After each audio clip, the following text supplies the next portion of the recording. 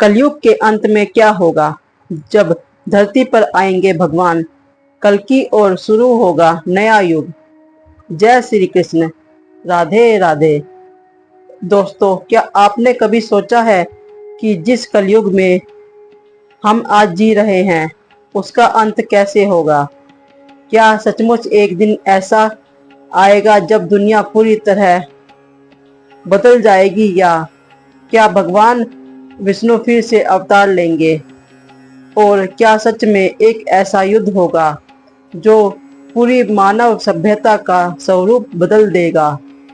आज की यह रहस्यमय कथा उन्हीं भविष्यवाणियों पर आधारित है जिनका वर्णन हमारे पुराणों में हजारों वर्ष पहले किया गया था।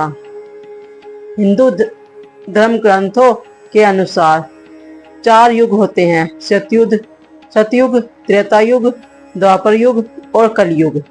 वर्तमान काल कलयुग का है। कहा जाता है कि जैसे जैसे कलयुग आगे बढ़ेगा धर्म कम होता जाएगा और अधर्म बढ़ता जाएगा। लोग सत्य से दूर होते जाएंगे, रिश्तों में विश्वास कम होगा, लालच और स्वार्थ बढ़ेंगे और मनुष्य केवल अपने लाभ के बारे में सोचेगा। कई पुराणों में उल्लेख मिलता है कि एक समय ऐसा आएगा जब धन को ही सबसे बड़ा सम्मान माना जाएगा और चरित्र तथा सदाचार की महत्वता कम हो जाएगी। भविष्य पुराण और अन्य ग्रंथों में वर्णन मिलता है कि कलयुग के अंतिम चरण में पृथ्वी पर अराजकता बढ़ जाएगी। प्राकृतिक आपदाएं, युद्ध, रोग और भय का वातावरण लोगों को परेशान करेगा। मनुष्य तकनीकी रूप से बहुत आगे बढ़ जाएगा, लेकिन मानसिक शांति उससे दूर हो जाएगी। लोग बाहरी सुखों की खोज में रहेंगे, लेकिन भीतर से खाली महसूस करेंगे। इसी समय भगवान विष्णु के अंतिम अवतार भगवान कल्कि के प्रकट होने की भविष्यवाणी की गई है। कहा जाता है कि उनका जन्म एक धर्मनिष्ठ परिवार में होगा। वे अन्याय और अधर्म का अंत करने के लिए अवतरित होंगे।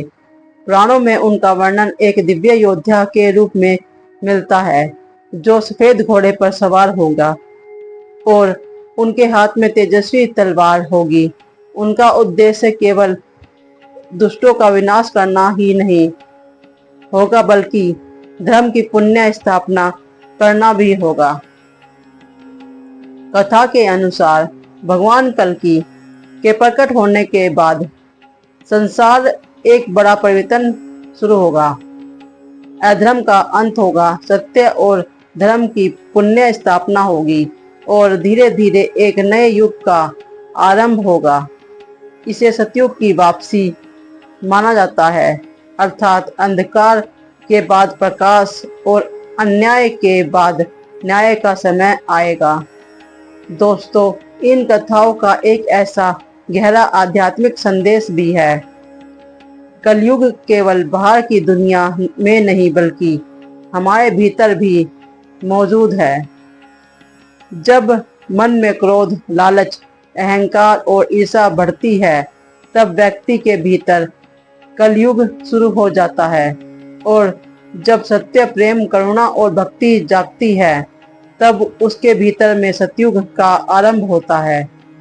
इसलिए इन भविष्यवाणियों को केवल भविष्य की घटनाओं के रूप में नहीं, बल्कि जीवन की सीख के रूप में भी देखना चाहता है। आज भी करोड़ों लोग भगवान कल्कि के आगमन की प्रतीक्षा करते हैं, लेकिन उनसे भी महत्वपूर्ण बात यह है कि हम अपने जीवन में धर्म, सत्य और सदाचार को कितना स्थान देते हैं। क्योंकि शास्त्र कहते हैं कि जो व्यक्ति स्वयं को बदल लेता है, उसके लिए नया युग उसी क्षण शुरू हो जाता है। जय श्री कृष्ण। राधे राधे।